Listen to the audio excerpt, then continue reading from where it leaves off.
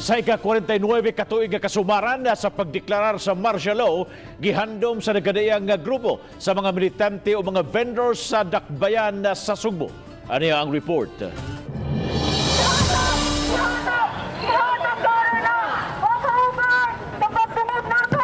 Sa Don Leon Kilat, gipahigayon sa bayan ug ubang kaalyadong grupo ang Leoportista batok sa kasamtangang administrasyon. Ilang gitandi nga samara sa Rehiming Marcos nga mideklarar og martial law.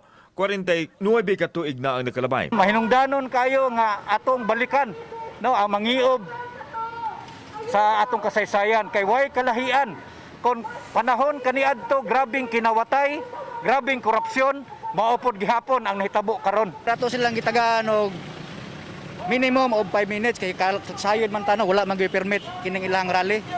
So maximum of 5 minutes lang. After that atong gihangyo nga mag-iyahay sila disperse. Samtang ang grupo sa mga vendor sa Carbon Public Market milusad usab og Leoportista sa Dapren sa Karsada. Padayon nga gisupak ang redevelopment project sa Carbon.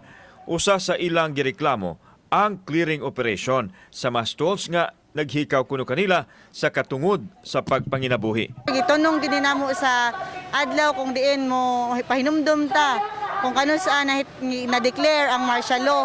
Kay kami sir diri sa Carbon relate kay namo ang sitwasyon dinha karon.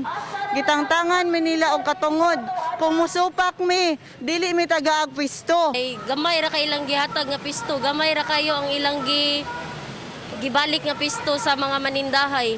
Sa yun ini gipasabot sa tagduma sa Carbon ug sa kagamhanan sa Dakbayan Sugbo nga ang redevelopment sa Carbon maghatag og mas disente ug maayong kahigayunan sa pagpanginabuhi sa mga tawo nagsalig sa Carbon nga gitinguhang mamahimong world-class nga merkado. Kauban si Cleofer Lumayag, ako si Alan Domingo. Balitang Bisdak.